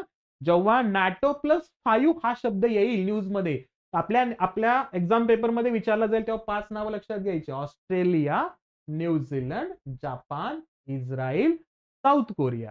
म्हणजे मोस्ट ऑफ द कंट्रीज तुम्हाला पॅसिफिक ओशनशी कनेक्टेड दिसतात इस्रायल सोडून दिला तर. पण हे लक्षात घ्यायचं हे काय करतायत एकत्र येत आहेत आणि एकत्र येऊन काय करतात या ठिकाणी तर इथं प्रत्यक्षात या असणाऱ्या ग्रुपमध्ये इंडियाला या ठिकाणी डिफेन्ससाठी एकत्र आणण्याचा प्रयत्न करतायत. म्हणजे NATO+5 देश इंडियाला एकत्र आणतायत डिफेन्सच्या अनुषंगाने आमच्यासोबत कोलॅबोरेशन करा असा संदर्भ याच्यामध्ये मांडतायत. आणि सगळ्यात महत्वाचा मुद्दा मिलिटरी टेक्नॉलॉजी तयार करण्यासाठी हे देश एकत्र येत आहेत. कशासाठी येत आहेत? मिलिटरी संबंधातल्या टेक्नॉलॉजीला तयार करण्यासाठी हे देश एकत्र येत आहेत. हे लक्षात ठेवायचं. आणि महत्वाचं नाव तुम्हाला सांगता आलं तर सांगा. मी प्रत्येक बॅच मध्ये विद्यार्थ्यांना विचारतोच. ब्रिटिशांनी आणि युरोपियन देशांनी आणि अमेरिकन देशांनी 1949 ला या नाटोची स्थापना केली. पण नाटोची स्थापना करत असताना तो मिलिटरी अलायन्स आहे. म्हणजे प्रत्यक्षात लष्कराच्या अनुषंगाने तयार झालेली संघटना आहे. याचं नाव अटलांटिक ट्रिटी ऑर्गनायझेशन न करता नॉर्थ अटलांटिक ट्रिटी ऑर्गनायझेशनच का केलं याचं उत्तर मला तुम्ही सांगणार आहात. कुठला नॉर्थ हा शब्द का वापरण्यात आलेला आहे लक्षात द्यायचं पटकन. नॉर्थ अटलांटिक ट्रिटी ऑर्गनायझेशन का केलं? कारण इक्वेटरच्या असणाऱ्या जो नॉर्थ साइडला आहे ना विषुववृत्ताच्या असणाऱ्या उत्तरेकडचे असणारे देश आहेत का जे युरोप आणि अमेरिकन देशामध्ये आहेत ते सगळे देश विकसित आहेत. त्या विकसित देशांचाच ग्रुप असावा हा अट्टहास होता. म्हणून नाव केलेलं आहे नॉर्थ अटलांटिक ट्रिटी ऑर्गनायझेशन. हे इथं लक्षात ठेवणं अपेक्षित असेल. आणि आता NATO+5 काय करताय त्या ठिकाणी इंटेलिजन्ससाठी मिलिटरी टेक्नॉलॉजीसाठी आणि सोबतच इथं डिफेन्स मध्ये भारतासारख्या देशांना ऍड करून कोलॅबोरेशन करण्यासाठी हा असणारा एक ग्लोबल डिफेन्स कॉर्पोरेशनला मदत करण्यासाठी हा NATO+5 आता तयार करण्याचा प्रयत्न करतायत. हे इथं लक्षात घेणं गरजेचं आहे. आणि या नाटोचा उल्लेख केला तर स्थापना कधीची म्हणतो आपण 1949 ची असणारी स्थापना याच्यामध्ये. आणि हा जो संदर्भ आहे का हा प्रत्यक्षात काय आहे तर एक प्रकारे मिलिटरी अलायन्स आहे जिथं प्रत्यक्षात देशांना गरज भासली ते ऍड होतील. आणि आता जर बघितलं आपण तर 32nd नंबरचा असणार 32व्या क्रमांकाचा देश कोणता आहे? स्वीडन. आपल्याच राज्यसेवेच्या पहिला प्रश्न विचारून झालेला आहे की या असणाऱ्या नॅटोमध्ये किती देश आहेत विधानं तयार केली होती. मग लक्षात घ्यायचं 31व्या क्रमांकाचा देश ऍड झाला फिनलँड आणि 32व्या क्रमांकाचा देश ऍड झाला तो म्हणजे कुठला स्वीडन. आणि त्यासाठी थोडंसं काय करा मॅप वरती लक्ष देण्याचा प्रयत्न करा. काय लक्षात घ्यायचं रशियाच्या असणाऱ्या बॉर्डरला जे देश कनेक्टेड आहेत का त्यांनाच या असणाऱ्या नॅटोमध्ये आणण्याचा प्रयत्न आहे. या अमेरिकनच्या डॉमिनन्सचा असणारा हा ग्रुप आहे. मग याच्यामध्ये आता कोणता फिनलँड हा 31व्या क्रमांकाचा देश नॅटोमध्ये ऍड झाला. स्वीडन हा कितव्या क्रमांकाचा 32व्या क्रमांकाचा देश याच्यामध्ये ऍड होतोय. बाकीचे देश पाहिले तर हे सगळे कुठे येतो या असणाऱ्या रशियाला कनेक्टेड आहे. म्हणून हा युक्रेन या नॅटोमध्ये सहभागी होण्यासाठी चर्चेमध्ये होता. म्हणून या ठिकाणी आपल्याला या दोघांच्या युद्धांचा उल्लेख दिसतो. आणि इथला जो बेलारूस आहे ना हा बेलारूस रशिया सोबत मैत्री करतोय तो. आणि या युक्रेनच्या युद्धाच्या अगोदर बेलारूस सोबत रशियानं युद्ध सराव केला होता हे पण लक्षात ठेवायचं. आणि याच युक्रेनच्या असणाऱ्या साऊथ कडं जो ब्लॅक सी मध्ये असणारा जो काही प्रदेश आहे का क्रिमिया हा क्रिमिया अनेक्स केला होता रशियानं 2012 ते 14च्या कालखंडामध्ये. 14 मध्ये हा पूर्णतः त्यांनी स्वतःच्या ताब्यामध्ये घेतला होता. हेही इथं लक्षात घेणं गरजेचं असणार आहे. ओके, हे संदर्भ चर्चेमध्ये येत राहतात, त्यामुळं थोडासा मॅप वाईज मुद्दा आपल्याला इथं लक्षात घेणं गरजेचं असेल. आणि या असणाऱ्या नाटोचा उल्लेख केला तर हा काय आहे? हा एक इंटर गव्हर्नमेंटल मिलिटरी अलायन्स आहे. या इंटर गव्हर्नमेंटल मिलिटरी अलायन्सच्या बाबतीमध्ये उल्लेख काय करायचा? आता 2019 मध्ये या असणाऱ्या नाटोच्या स्थापनेला 70 वर्ष पूर्ण झाले, म्हणून याची असणारी समिट घेण्यात आली. आणि ती समिट कुठं झाली? युके मध्ये, युनायटेड किंगडम मध्ये परिषद झालेले 70 वर्षांच्या पूर्ततेच्या अनुषंगाने तोही मुद्दा इथे लक्षात ठेवणं अपेक्षित असेल. आणि याच्यामध्ये पाहिलं तर किती देशांचा उल्लेख करतोय आता सध्याला? तर बघा, 28 देश युरोपियन कंट्रीज आहेत, 2 नॉर्थ अमेरिकन कंट्रीज आणि 1 एशियन कंट्रीज होता. असं असणारा संदर्भ आणि त्याच्यामध्ये आता हे 2 देश फिनलँड आणि स्वीडन ऍड होत आहेत, हेही लक्षात घेणं अपेक्षित असणार आहे. ठीक आहे. त्यानंतर पुढचा पार्ट येतो तो म्हणजे इंटरनॅशनल क्रिमिनल कोर्ट. लक्षात ठेवायचा, 2 कोर्ट वारंवार चर्चेमध्ये असतात. कोणते 2 कोर्ट चर्चेमध्ये असतात? तर त्या 2 कोर्टांचा उल्लेख लक्षात घ्या. एक आहे इंटरनॅशनल कोर्ट ऑफ क्रिमिनल किंवा इंटरनॅशनल क्रिमिनल कोर्ट आणि दुसरा आहे इंटरनॅशनल कोर्ट ऑफ जस्टिस. जगभरामध्ये या 2 न्यायालयाची चर्चा खूप गाजते, आंतरराष्ट्रीय न्यायालय आहेत म्हणून. पण या 2 न्यायालयापैकी कोणत्या न्यायालयाला सगळ्यात जास्त ऑथेंटिकेट मानलं जातं आणि कोणत्या न्यायालयानं किती जरी काही सांगितलं त्याकडे लक्ष दिलं जात नाही, तर ते लक्षात घ्यायचं. कोणत्या न्यायालयाला सर्वात जास्त ऑथेंटिकेट मानलं जातं? इंटरनॅशनल कोर्ट ऑफ जस्टिस मध्ये. का? याची मान्यता वेगवेगळ्या देशांनी घेतली आहे. किती देश आहेत? 153 देश यांना साइन करताना दिसतात आणि रॅटिफाय करताना दिसतात, म्हणजे तो मुद्दा केलेला आहे. आणि ह्या इंटरनॅशनल क्रिमिनल कोर्टच्या बाबतीमध्ये अशी सक्ती त्या ठिकाणी नाही होत. कुणी काही निर्णय दिला तरी पण ते इतर देश मान्य करताना दिसत नाहीत. आज सध्या कोर्ट चर्चेमध्ये आणि आता किती देशांनी रॅटिफाय केलेलं आहे? 124 देश. रॅटिफाय करणं म्हणजे काय? लक्षात घ्या. समजा एखाद्या देशाचा प्राईम मिनिस्टर एखाद्या आंतरराष्ट्रीय देशामध्ये जाऊन एखाद्या धोरणावरती साइन करतो, इंटरनॅशनल अग्रीमेंट वरती साइन करतो. याचा अर्थ लगेच भारत त्या देशाच्या ग्रुप सोबत जॉईन झाला असं होत नाही. तिथं आपल्या पीएम साहेबांनी साइन जरी केलं तर त्यांना भारतात यावं लागतं. भारतात आल्यानंतर त्यांना आपल्या पार्लमेंटमध्ये तो मुद्दा मांडावा लागतो. पार्लमेंटमध्ये साधं बहुमत घ्यावं लागतं आणि मग त्याला म्हणायचं रॅटिफिकेशन. म्हणजे त्याला पुनर्संमती दिली आणि मग भारत तिथला मेंबर होत असतो. हे लक्षात घ्यायचं. म्हणून रॅटिफाय केलेले देश किती आहे तिथे? 153. 124 कुठे? इंटरनॅशनल क्रिमिनल कोर्टमध्ये. आता न्यूज कोणते? इंटरनॅशनल क्रिमिनल कोर्टची. पण आपला मुद्दा का चर्चेमध्ये येतो इंटरनॅशनल कोर्ट ऑफ जस्टिस मध्ये? तर लक्षात घ्यायचं, या असणाऱ्या कोर्टचं हेडक्वार्टर जे आहे ना, हेग मध्ये आहे, म्हणजे हॉलंडमध्ये. म्हणजे संदर्भ चर्चेमध्ये राहतो. का खूप महत्वाचा? कारण या असणाऱ्या इंटरनॅशनल कोर्ट ऑफ जस्टिस मध्ये एकूण न्यायाधीशांची संख्या किती आहे? 15. प्रत्येक न्यायाधीशाचा कार्यकाल किती असतो? 9 वर्षांचा. आणि प्रत्येक 3 वर्षानंतर किती न्यायाधीश निवृत्त होतात आणि तेवढेच न्यायाधीश निवडले जातात? तर तो संदर्भ आहे प्रत्येक 3 वर्षानंतर 5 न्यायाधीश निवृत्त होतात, तेवढेच न्यायाधीश निवडले जातात. आणि त्याच्या पुढचा मुद्दा म्हणजेच काय? 2017ला या ठिकाणी इलेक्शन झाल्या रिसेंटली आणि तिथं आपला भारतीय व्यक्ती न्यायाधीश म्हणून त्या ठिकाणी नियुक्त होताना दिसतात. म्हणजेच कोण?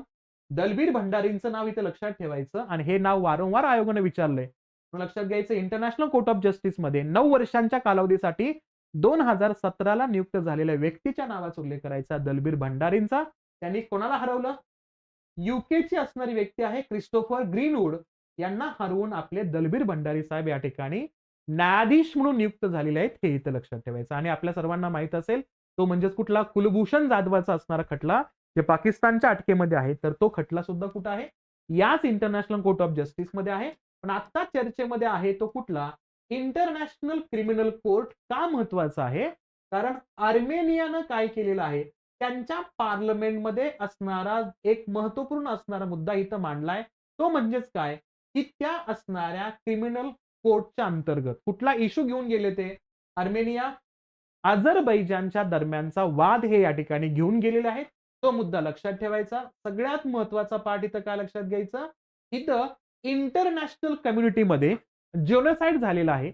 म्हणजे या असणाऱ्या अझरबैजानच्या नागरिकांनी, सैन्यानं आर्मेनियाच्या असणाऱ्या प्रदेशातल्या नागरिकांना कत्तल केलेलं आहे, मारलेलं आहे, असा संदर्भ घेऊन हा खटला आता सध्याला जातोय. कुठे? या ठिकाणी इंटरनॅशनल क्रिमिनल कोर्टमध्ये. आणि या कोर्टचं हेडक्वार्टर हेग मध्येच आहे, नेदरलँडच्या अंतर्गत, जे 2002 मध्ये स्थापन झालं होतं. म्हणून थोडंसं लक्षात ठेवायचं इंटरनॅशनल क्रिमिनल कोर्ट सोबतच काय लक्षात ठेवा तर इंटरनॅशनल कोर्ट ऑफ जस्टिसचाही मुद्दा लक्षात ठेवणं अपेक्षित असेल. त्यानंतर चर्चेमध्ये आहे तो म्हणजे कुठला IORA. कुठला IORA म्हणजे इंडियन ओशन रिम असोसिएशन. काय लक्षात घ्यायचं इंडियन ओशन रिम असोसिएशन. मग आता 2023-24 साठी या इंडियन ओशन रिम असोसिएशनचा अध्यक्ष कोण बनलेला आहे तर याचा अध्यक्ष बनलेला आहे श्रीलंका आणि याचा उपाध्यक्ष कोण बनलेला आहे तर याचा उपाध्यक्ष बनलेला आहे इंडिया. हे लक्षातच ठेवायचं. या असणाऱ्या रिसेंटच्या 2 वर्षांच्या अनुषंगाने अध्यक्ष श्रीलंका आहे आणि इंडिया हा उपाध्यक्ष आहे. तर या इंडियन ओशनच्या अंतर्गत असणारे सगळे देश इथं ऍज अ मेंबर म्हणून आपल्याला दिसतात. मग यांचा उल्लेख केला तर किती मेंबरचा संदर्भ याच्यामध्ये येतोय तर लक्षात घ्यायचं हे स्थापन झाले 1997 ला. हा एक इंटर गव्हर्नमेंटल ऑर्गनायझेशन आहे. याच्यामध्ये कोणकोणते आहेत आफ्रिकेमधले, वेस्ट एशियामधले, साऊथ एशियामधले, साऊथ ईस्ट एशियामधले आणि ओशनिया मधले देश याच्यामध्ये एकत्र येतात. ओशनियाचा उल्लेख आपण इकडे करतो जिथं ऑस्ट्रेलियाचा असणारा संदर्भ दिसतो आपल्याला. आणि आता किती देश आहेत एकूण 23 देश आहेत या IORA मध्ये आणि 11 डायलॉग पार्टनर आहेत म्हणजे 11 फक्त सपोर्टच्या अनुषंगाने या ठिकाणी येतात. म्हणून थोडासा इंडियन ओशन ड्रीम असोसिएशन लक्षात ठेवणं गरजेचं आहे या असणाऱ्या इंटरनॅशनल समिटच्या अंतर्गत. ठीक आहे. नंतर मुद्दा चर्चेमध्ये आहे तो म्हणजे इकोवॉस. लक्षातच ठेवायचा आफ्रिकन देशांसाठी हा गाजतोय का कारण तुम्हाला या असणाऱ्या वेस्ट आफ्रिकेमध्ये एक महत्वाचा मुद्दा दिसत असेल तो म्हणजे कुठला नायजर. कोणता देश आहे नायजर. तर या नायजरमध्ये काय घडले रिसेंटली मिलिटरी कू घडलेला आहे. म्हणजे तिथला असणारा शासनाचा पूर्ण कंट्रोल कुणी घेतलेला आहे तर लष्कराने घेतलेला आहे आणि तो कंट्रोल रिटर्न करा असा आदेश कोण देतोय इकोवास देतोय. कोण इकोवास याला म्हणायचं economical community of West African state. काय म्हणायचं economic community of West African स्टेटचा उल्लेख त्याला म्हणतो आपण इकोवॉस. म्हणजे याची स्थापना झालेली आहे 1975 मध्ये.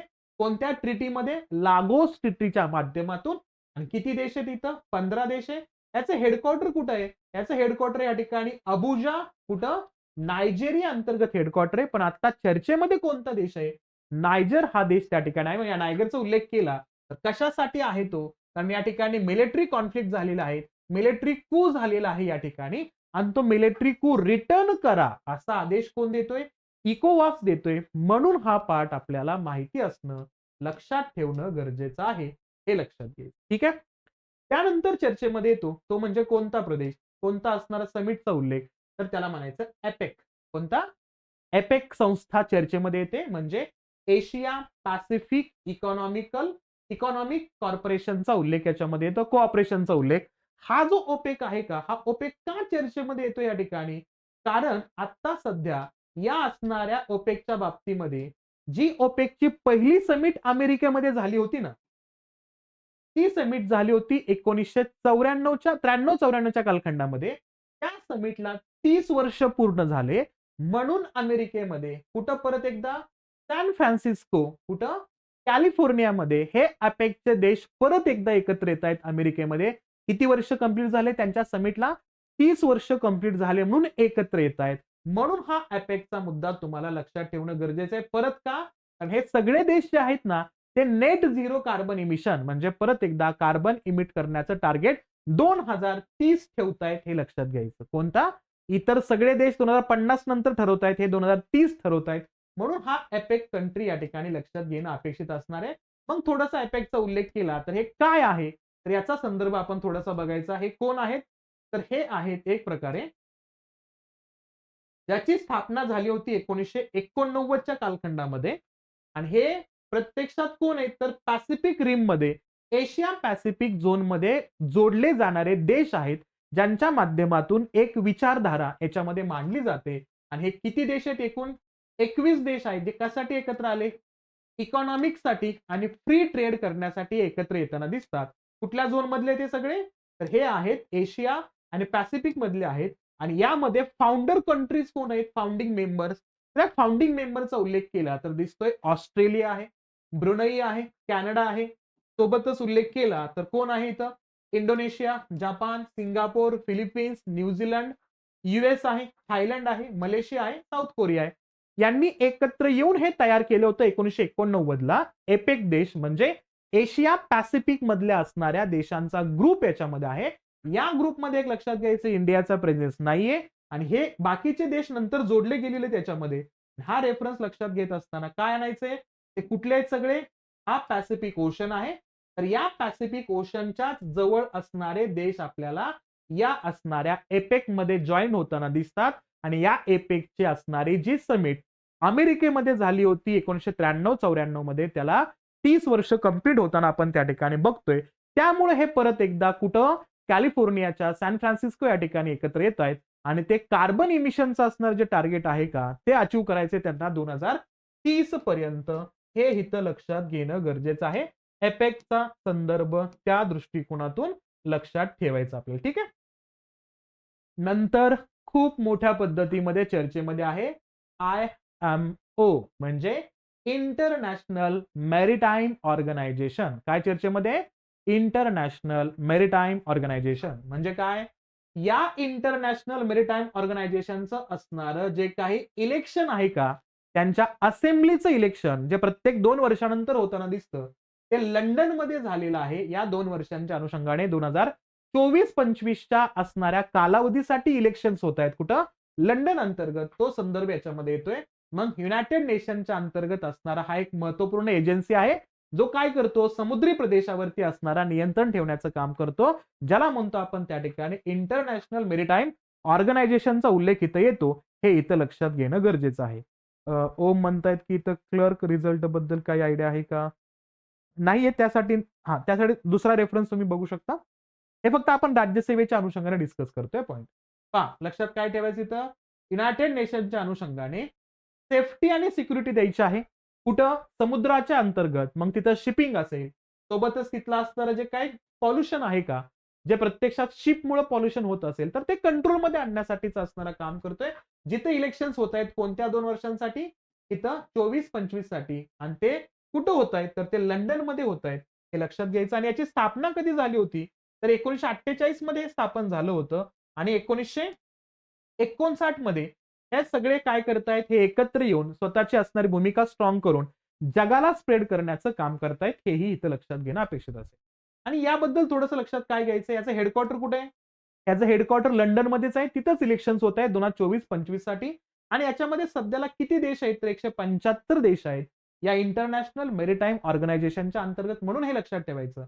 आणि याच्यामध्ये असणाऱ्या ज्या वेगवेगळ्या काउन्सिलचा उल्लेख केला, तर काउन्सिलमध्ये, परिषदेमध्ये कोण कोण असतं त्याच्यामध्ये, तर लक्षात घ्यायचं, हा एक ऑर्गन आहे तिथं जिथं प्रत्यक्षात असेंब्लीला रिस्पॉन्सिबल आहे. म्हणजे या असणाऱ्या इंटरनॅशनल मेरीटाईम ऑर्गनायझेशनच्या अंतर्गत जे काही निर्णय होतात, ते तिथल्या काउन्सिलच्या माध्यमातून निर्णय होतात, परिषदेच्या माध्यमातून निर्णय होताना दिसतात. हे लक्षात घ्यायचं. ज्याचे हेडक्वार्टर कुठे, लंडन मध्ये आहे, तो इथं लक्षात घ्यायचं. ठीक आहे. म्हणजे चर्चेमध्ये एपेक होता, एपेक नंतर संदर्भ येतोय कुठला या ठिकाणी, IMO चा, तर तोही लक्षात घ्यायचा. त्यानंतर चर्चेमध्ये येतोय ओपेकचा रेफरन्स. कुठला येतोय, ओपेक. ऑइल प्रोडक्शनच्या बाबतीमध्ये असणारा ग्रुप चर्चेमध्ये येतोय.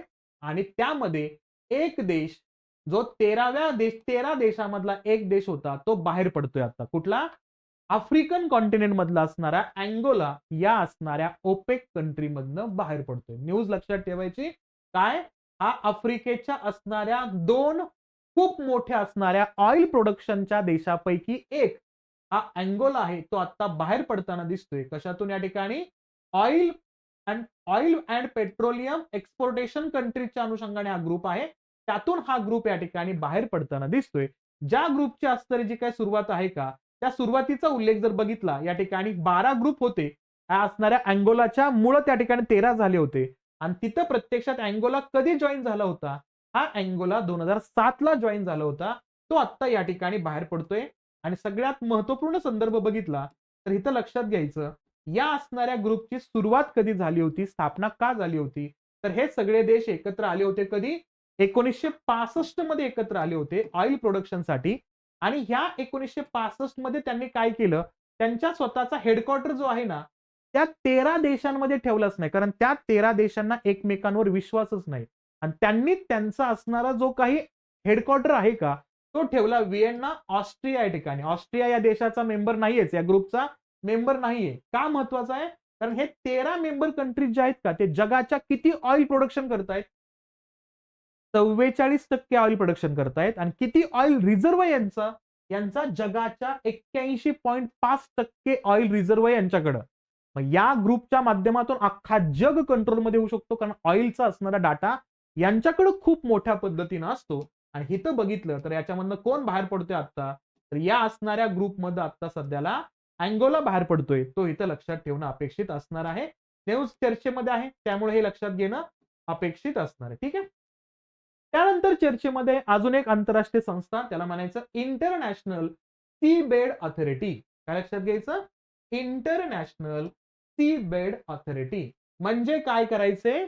जगभरातील आंतरराष्ट्रीय संघटना जिथे युनायटेड नेशनचा पार्टिसिपेशन आहे, ज्यामध्ये प्रत्यक्षात समुद्री प्रदेशाचं असणारं नियंत्रण ठेवण्यासाठी जे देश एकत्र येऊन त्यांच्या विकासासाठी काम करतायत, त्यासाठीचं असणार हे ऑर्गनायझेशन म्हणतो आपण इंटरनॅशनल सी बेड ऑथॉरिटीच्या नावानं. आणि ह्याचा उल्लेख केला तर याचं हेडक्वार्टर कुठे आहे?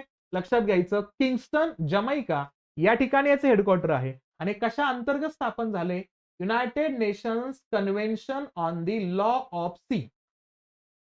समुद्रामध्ये कायदे तयार करण्यासाठी चर्चा करणारी संस्था कोणती असेल तर त्याला म्हणायचं इंटरनॅशनल सी बेड ऑथॉरिटी. ज्याचं हेडक्वार्टर कुठं आहे? त्याचं हेडक्वार्टर या ठिकाणी किंगस्टन, जमैका याच्यामध्ये आहे. आणि महत्वपूर्ण मुद्दा, किती देश आहेत त्याच्यामध्ये मेंबर? 36 देश मेंबर आहेत. आणि हा मुद्दा का चर्चेमध्ये येतोय? कारण या आत्ताच्या असणाऱ्या ओपेक कंट्री मधनं कोण बाहेर पडतोय? हा अँगोला बाहेर पडतोय. तर हा बाहेर पडत असताना याचं ऑइल प्रोडक्शन तयार होतोय, कारण आफ्रिकन झोन मधला नंबर 2 चा सर्वाधिक मोठा ऑइल प्रोडक्शनचा देश आहे. तर तो जेव्हा ऑइल ट्रान्सफर करेल तेव्हा ओशनचा, समुद्राचा मार्ग असणार आहे. मग त्याच्याशी संबंधित कायदे कोणते त्याला अंमलबजावणी करावी लागणार आहे? त्यासाठी लक्षात ठेवायचं सी बेड ऑथॉरिटीच्या माध्यमातून असणाऱ्या कायद्यांचा संदर्भ याच्यामध्ये येतोय, तो इथं लक्षात ठेवणं अपेक्षित असेल. त्यानंतर चर्चेमध्ये आहे तो कॅनडामुळं, प्लस सगळ्यात महत्वाचा मुद्दा आपल्या असणाऱ्या रॉ मुळे, रिसर्च अँड अनालिटिकल विंग, आणि सोबतच आपल्या इंटरनॅशनल ब्युरोमुळे इथं संदर्भ चर्चेमध्ये येतोय 5 आय अलायन्स. लक्षात घ्यायचं, जगभरामध्ये आपण माहितींची देवाणघेवाण करण्यासाठी ज्या गुप्त संघटनांचं काम बघतो त्याच्यामध्ये एक नाव आपण वारंवार घेतो, तो म्हणजे इंटरपोल. त्याच इंटरपोलच्या सोबत एक महत्वपूर्ण संघटना काम करत असते, त्याला म्हणतो आपण 5 आयज अलायन्स. ते म्हणजे कोणते देश याच्यामध्ये एकत्र येताना दिसत आहेत या 5 आय अलायन्सच्या बाबतीमध्ये? तर इथं लक्षात घ्यायचं, ऑस्ट्रेलिया आहे, कॅनडा आहे, न्यूझीलंड आहे, युके आहे आणि युएसए. आणि कशामुळे आता सध्याला मुद्दा चर्चेमध्ये येतोय? कॅनडामुळे चर्चेमध्ये येतोय. तुम्हाला सर्वांना माहित असेल या ठिकाणी ज्या असणाऱ्या व्यक्तीचा असणारा खून कॅनडामध्ये झाला, त्या कॅनडानं आपल्या देशावरती कलंक लावले. आणि त्यामुळे माहितीची देवाणघेवाण करण्याच्या अनुषंगाने कोणता ग्रुप चर्चेमध्ये आलेला आहे? 5 आय अलायन्स. तुमच्यापैकी कोणी नाव सांगाल का त्या असणाऱ्या खालिस्तानी ग्रुपचा रिप्रेझेंट करणारा असणारा व्यक्ती ज्याची हत्या झालेली आहे? आणि तिथं कॅनडाच्या असणाऱ्या व्यक्तीने, प्रेसिडेंटने आपल्या भारतावरती तो क्लेम केला होता. म्हणून ह्या दोन देशाचे आंतरराष्ट्रीय संबंध परत एकदा चर्चेमध्ये येत आहेत. तर त्या फक्त व्यक्तीचं नाव मला सांगा बघू, कोणत्या गुज्जरचं नाव त्यामध्ये येतोय? तो मुद्दा इथं लक्षात घ्यायचा. निज्जरचं नाव याच्यामध्ये येतोय. इथे येतोय कुठला ग्रुप चर्चेमध्ये? 5 आय. यामुळे लक्षात घ्यायचं या अलायन्सचा उल्लेख आहे. आणि याला कोण लीड करतोय या ठिकाणी? तर इथं नॅशनल सिक्युरिटीच्या अनुषंगाने युएस लीड करतोय. आणि याची स्थापना झाली होती 1946 मध्ये. कोणते 5 देश आहेत असा प्रश्न केला तर तुम्हाला माहिती असले पाहिजे, म्हणून हे नाव लक्षात ठेवायचंय. आणि हा मुख्यत्व करून कधी कामाला आला? हा जागतिक शीत युद्धाच्या दरम्यान आपल्याला कामाला येताना दिसतोय. त्यामुळे हे इथं लक्षात ठेवायचं. आता काय मुद्दा येतोय? कॅनडाच्या अनुषंगाने हा पाठ चर्चेमध्ये, भारताच्या अंतर्गत सुद्धा हा मुद्दा फोकसमध्ये येतोय, म्हणून लक्षात ठेवायचं. त्यानंतर 2023 मध्ये अतिशय गाजलेला पार्ट येतो, त्याला म्हणायचं इंडिया सायन्स काँग्रेस. कुठला? India Science Congress. ही जी परिषद आहे का ती भरताना दिसती. ही कितव्या क्रमांकाची परिषद आहे? 2024 ला तर नाही झाली, म्हणून लक्षात ठेवायचं 23 वरतीच प्रश्न केला जाईल. 108 क्रमांकाची असणारी इंडियन सायन्स काँग्रेस ही झालेली आहे नागपूरमध्ये. नागपूरमध्ये झाली जानेवारी 3 पासून ते 7 जानेवारी 2023 मध्ये. आरटीएम नागपूर युनिव्हर्सिटी नागपूर महाराष्ट्रामध्ये होताना दिसते. आणि याची थीम काय होती, या सायन्स काँग्रेस एक्सप्रेसचा उल्लेख केला तर science and technology for sustainable development with woman empowerment. विज्ञान व तंत्रज्ञानाचा वापर कशासाठी, शाश्वत विकासासाठी आणि महिला सक्षमीकरणासाठी असेल, हा संदर्भ या थीमच्या अंतर्गत मांडला जातोय. कुठे झालेला आहे तो, नागपूरमध्ये होताना दिसतोय. याच्या अगोदरच्या समिटचा उल्लेख केला, 107 क्रमांकाची समिट झाली होती. कुठे, या ठिकाणी 3 ते 7 तारीख सेमच आहे. 3 ते 7 जानेवारी 2020च्या अनुषंगाने पाहिलं तर तो बेंगळूर कर्नाटका अंतर्गत झाली होती. कुठं, University of Agriculture Science GKVK campus बेंगळूरमध्ये झालेली होती. आणि इथं थीम काय होती, science and technology for rural डेव्हलपमेंटसाठी होती. आणि 106 क्रमांकाची असणारी इंडियन सायन्स काँग्रेसचा उल्लेख केला 2019 मध्ये झालेला होता. आणि तो कुठं झालेला होता या ठिकाणी, तर तो झालेला होता या ठिकाणी जालंधर पंजाबमध्ये झालेला होता. याची थीम काय होती, future India science and technology. त्यामुळे थोडं सायन्सच्या अनुषंगाने असणारे पार्ट इथं लक्षात ठेवायचे. त्यामध्ये चर्चेमध्ये येतोय नंतरचा पार्ट SCO, लक्षात घ्यायचं. 23व्या क्रमांकाची असणारी शांघाय कॉर्पोरेशन ऑर्गनायझेशनची समिट परिषद कुठं झाली, इंडियामध्ये झालेली आहे, हे लक्षात घ्यायचं. मग शांघाय कॉर्पोरेशन ऑर्गनायझेशनचा उल्लेख केला तर याची असणारी समिट कोणती चर्चेमध्ये होती, 2021 ची. कितव्या क्रमांकाची होती, 21व्या क्रमांकाची होती. का महत्वाची होती, कारण या SCO मध्ये अगोदर फक्त किती देश होते, 8च देश होते. त्यामध्ये एक 9व्या क्रमांकाचा देश ऍज अ फुल मेंबर म्हणून ऍड होताना दिसतो, पण तो अजून रॅक्टिफाय नाही झाला. म्हणजे त्या देशाच्या पार्लमेंटमध्ये संमती नाही मिळाली, पण तो साईन तर केलेला आहे. तर कोणता देश आहे, इराण. लक्षात घ्यायचं. SCOच्या समिटचा उल्लेख केला तर 21व्या क्रमांकाची समिट 2021 मध्ये झाली होती. कुठे झाली होती, ताजिकिस्तानची राजधानी दुशान्बे या ठिकाणी झाली. आणि इथं सगळ्यात महत्वाचं कोणत्या प्रश्नावर बोलणं चालू होतं, अफगाणिस्तान मधल्या सिच्युएशनवरती, तालिबानींच्या प्रश्नावरती या ठिकाणी गोष्टी बोलल्या जात होत्या. आणि इथं इराण हा 9व्या क्रमांकाचा देश म्हणून या ठिकाणी ऍड होताना दिसतोय. आणि नंतर 22व्या क्रमांकाची असणारी समिट आहे का, 21वी झाली ताजिकिस्तानची राजधानी दुशान्बे, 22वी असणारी राजधानी झाली कुठं, समरकंद उझबेकिस्तान. लक्षात ठेवायचं, कुठं, 22वी SCO ची समिट झाली समरकंद उझबेकिस्तान. आणि 23वी असणारी समिट जी आहे का, ती झाली आपल्या भारतामध्ये.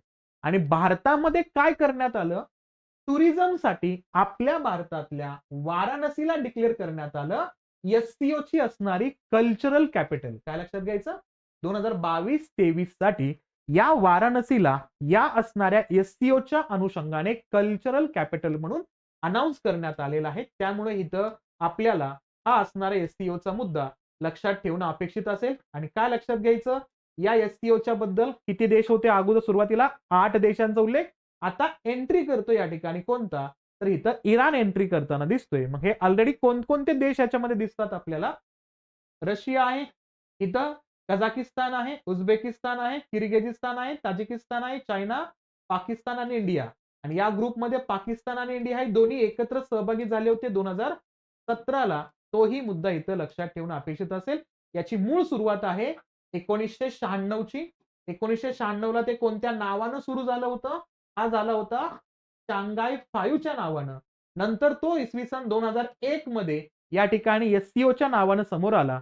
आणि याच्यामध्ये आपला भारत आणि पाकिस्तान दोन्ही कधी ऍड झाले, 2017ला ऍड झाले. त्यामुळे हा असणारा SCOचा पार्ट शांघाय कॉर्पोरेशन ऑर्गनायझेशन लक्षात ठेवायचा. ठीक आहे. नंतर चर्चेमध्ये येते एक आंतरराष्ट्रीय संघटना बिमस्टेक. लक्षातच घ्यायचं का, बिमस्टेकची असणारी रिसेंटली 5व्या क्रमांकाची समिट झालेली आहे कुठं, तर ती झालेली आहे श्रीलंके अंतर्गत. म्हणजे श्रीलंकेमध्ये इकॉनॉमिकल क्रायसिस येण्या अगोदर तिथं काय घडलं, तर त्या ठिकाणी बिमस्टेकची 5वी समिट झालेली आहे. बिमस्टेक म्हणजे काय, बे ऑफ बेंगॉल म्हणजे बंगालच्या उपसागराच्या जवळ असणाऱ्या देशांचा ग्रुप आहे, जो कशासाठी आहे, multi sectoral technical and economical corporation. तंत्रज्ञान आणि आर्थिक असणाऱ्या सहयोगासाठी हे देश एकत्र आले, ज्यामध्ये बे ऑफ बेंगॉलला जोडलेले असणारे 5 देश आहेत. आणि इतर 2 देश आहेत ते या असणाऱ्या बंगालच्या उपसागराला जोडलेले नाहीत, ते आपल्या भारताच्या असणाऱ्या जवळचे आहेत, म्हणजे नेपाळ आणि भूटानचा उल्लेख करतो. मग इथं लक्षात घ्यायचं कोणकोणते देश आहेत, बांगलादेश, श्रीलंका, इंडिया, म्यानमारचा उल्लेख येतो, सोबत थायलंड आहे, नेपाळ आणि भूटान. हे नेपाळ आणि भूटान या बे ऑफ बेंगॉलला जोडलेले नाहीत, ते वरती आहेत. त्या अनुषंगाने हा पार्ट इथं लक्षात घेणं अपेक्षित असणार आहे. कितव्या क्रमांकाची समिट? 5व्या क्रमांकाची समिट कुठं झालेली आहे? श्रीलंकेमध्ये. का? कारण याच्या अगोदरची जी 4थी समिट होती ना, ती झाली होती कुठं? या ठिकाणी काठमांडूमध्ये झाली होती नेपाळला. त्यानंतर समिटच झाली नव्हती 2018 नंतर. 18 नंतर डायरेक्टली आता 2023 मध्ये होताना दिसते. त्यामुळे हा पार्ट इथं लक्षात ठेवणं अपेक्षित असणार आहे.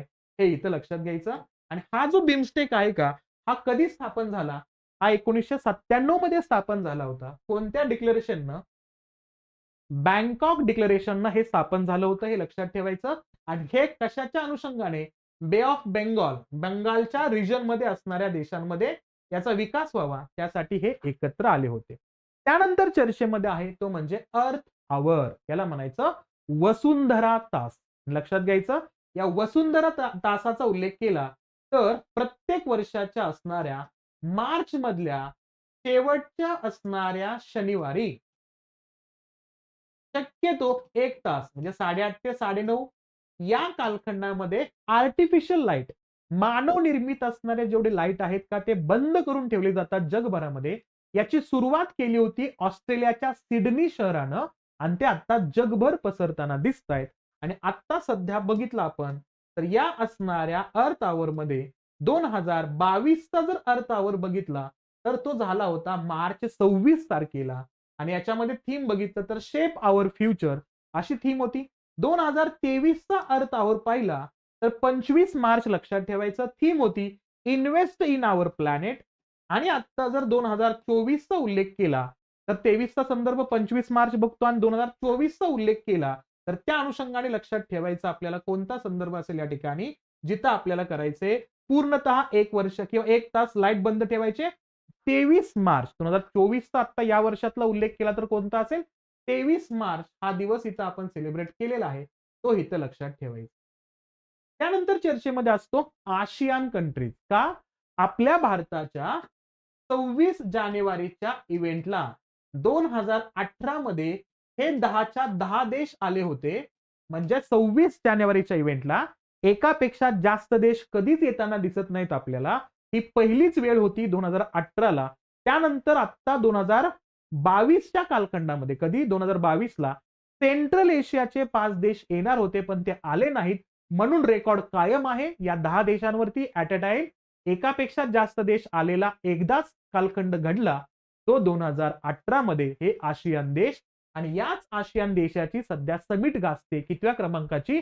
42 आणि 43व्या क्रमांकाची समिट. आणि हे 42-43व्या क्रमांकाच्या समिटचा उल्लेख केला तर हे कुठं झालेले आहेत? तर हे दोन्ही समिट झालेले आहेत इंडोनेशियामध्ये. आशियानचे कितवे समिट झाले?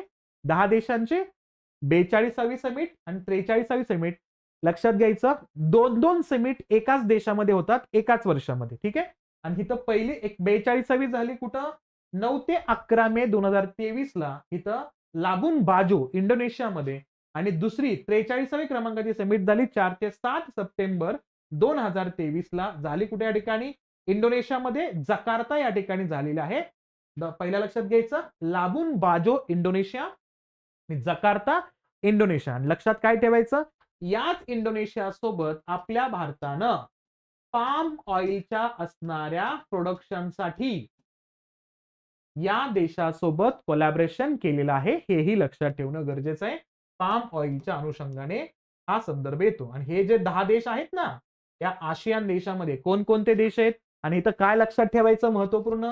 यातला जो फिलिपिन्स आहे का, या फिलिपिन्सला आत्ताच आपण काय केलं या ठिकाणी? ब्राह्मोस हा क्षेपणास्त्र, हा जो आपला क्रूज मिसाईल आहे ना, तो सेल केलाय ब्राह्मोस फिलिपिन्सला. पहिलाच असणारा आपला अलॉटमेंट या ठिकाणी गेलेला आहे. त्यामुळे आशियान लक्षात ठेवायचे 10 देशांचा उल्लेख. आणि या आशियान देशाला एंट्री करणारा आणि आशियान देशासोबत भारताची बॉर्डर कनेक्ट करणारा एकमात्र देश आहे ज्याला आपण आशियान देशाची फ्रंट गेट म्हणतो, तो म्हणजे म्यानमार. लक्षात घ्यायचा. म्यानमार आहे, थायलंड आहे, कंबोडिया आहे, सिंगापूर आहे, इंडोनेशिया आहे, Malaysia, Vietnam, Laos, Philippines, Brunei हे देश आपल्याला या ग्रुपमध्ये दिसतात. हे लक्षात घ्यायचं. आणि हा जो असणारा जो आशियान देश आहे का, हे आशियान देश एकत्र कधी आले तर हे लक्षात घ्यायचं, हे आले कोणत्या डिक्लेरेशननं? बँकॉक डिक्लेरेशनने एकत्र आले. कधी आले? 8 ऑगस्ट 1967ला पण यांचा चार्टर, यांचा कायदा तयार करण्यात आला 16 डिसेंबर 2008 मध्ये. हे सगळे देश कशासाठी एकत्र आले? प्रमोट करायला इंटर गव्हर्नमेंटल कॉपरेशन, आंतर सरकारी सहकार्याची भूमिका याच्यामध्ये येते. कशासाठी?